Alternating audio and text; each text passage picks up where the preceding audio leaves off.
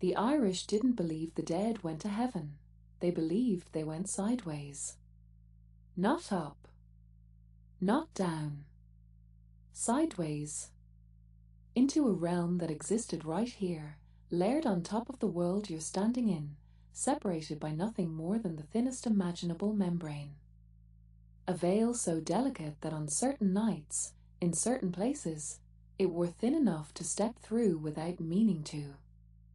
This is what makes the Celtic Otherworld so fundamentally strange compared to most afterlife myths. It wasn't some distant spiritual plane you ascended to after death. It was a place. An actual location you could theoretically walk to if you knew where the boundaries blurred. And people did stumble in by accident. Through a sudden mist that rolled in off the sea. Under a hollow hill that opened at twilight. Across a body of water at the exact wrong, or right, time of day. The mythology is full of mortals who wandered in without invitation and came back years later to find everyone they knew was dead. Or didn't come back at all. This wasn't metaphor to the Celts. It wasn't poetic language for the mystery of death. It was geography. Dangerous, tangible, real geography that you had to be careful around. The kind of thing you'd warn your children about the same way you'd warn them not to wander too far into the woods after dark. Because the otherworld wasn't safely locked away in some celestial realm. It was right there. Always. Just out of sight. Waiting. Tir ena nog. The land of the young. And when they say young, they mean it in the most unsettling way possible. You don't age there. You don't feel hunger. You don't suffer. Pain doesn't exist. It sounds like paradise, doesn't it? That's the trap. Because once you're there, you don't leave either.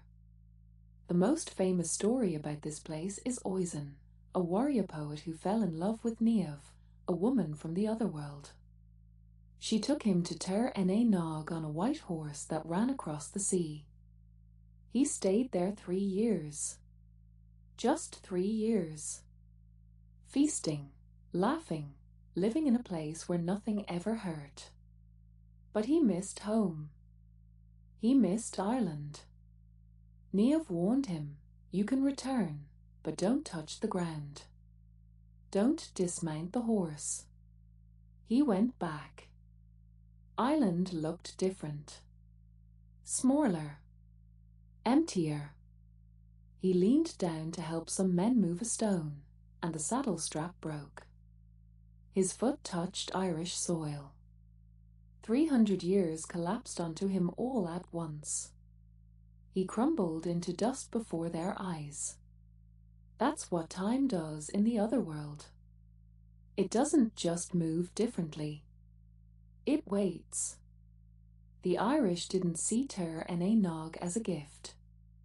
They saw it for what it was, beautiful, seductive, and absolutely unforgiving.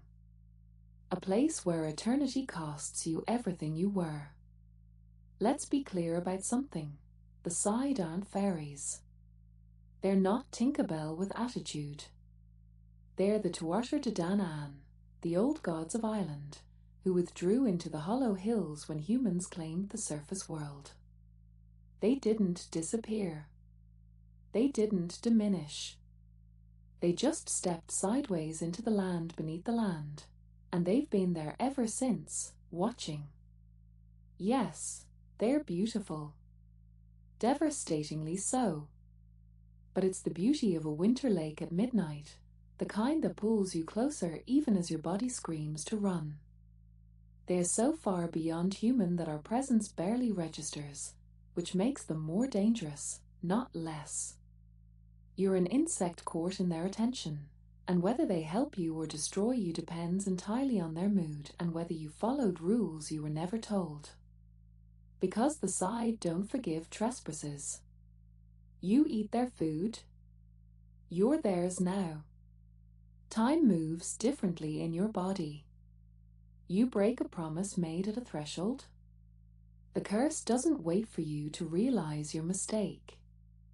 You see them when you shouldn't have, dancing at a crossroads, riding at dusk. You're marked.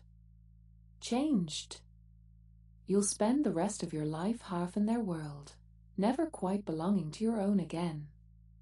This isn't whimsy. It's power that predates human memory, and it doesn't soften itself for our comfort. The Celts knew the Otherworld wasn't somewhere else. It was right here, bleeding through at the edges. You just had to know where to stand. Liminal spaces. That's the word that keeps coming up, but it doesn't quite capture the feeling. We're talking about shorelines where water meets earth and neither one owns the moment. Crossroads where four directions collide and for a second, none of them matter. The place where the forest stops and the field begins, that last tree before open sky. Ancient burial mounds rising out of pastures like breaths held underground for thousands of years. These aren't metaphors. The Irish treated them like live wires. And it wasn't just place, it was time. Samhain, obviously, when the whole year cracks open. But also dusk. That are the French call entre chien et loup, between dog and wolf, when the light's so strange you literally cannot tell what you're looking at. Is that a stone or a figure? A shadow or something standing perfectly still? This is why you still don't touch the fairy forts. Even now. Even if you're building a motorway and it would save millions to just plow through that grassy hill. You don't. Because your grandmother's grandmother knew. Some doors you don't walk through, even by accident. Some places, the veil isn't a metaphor. It's tissue paper. And it's been waiting. If the side invite you, and they do invite, sometimes, with wine or music or a beautiful stranger's hand, you go to a feast that never ends. Tables loaded with food that tastes like memory and starlight. Music so perfect it makes your heartbeat sink to it. Time moves differently there. What feels like an hour is a decade. A single night. A century. And here's the thing, you forget. Your name slips away first. Then your mother's face. Then the fact that you ever had a mother at all. You become a guest who never leaves, a dancer who never stops, a lover who never ages. Some people are taken for pleasure, the side have appetites, and they're not shy about it. Some are taken for entertainment, because an immortal life gets boring and humans are unpredictable. And some are taken just because. Because the side were bored. Because you were beautiful. Because they could. The ones who do come back, and it's rare, are never the same. They're marked. You can see it in their eyes, like they're looking at two worlds at once. Some go half mad trying to describe what they saw. Others waste away, sick with longing, trying to find the door again. They'll walk the same hill at twilight for years, waiting for the music to start. Most die that way. Still searching. Here's the thing that stops me cold every time I'm in Ireland. People still won't touch certain hills. They'll build a road around them. Cut down every tree in a field except one, standing alone, because that one belongs to the side. You ask them why and they'll shrug, half smile, say something about respecting the old ways, but you can see it in their eyes. The side aren't a metaphor to them. They're still there, and you don't mess with what's still there. The veil didn't lift. It didn't dissolve when we stopped believing in it. We just stopped paying attention. but it's still thin in the same places it's always been thin. Samhain, Beltane, dusk, crossroads, the edge where land meets water.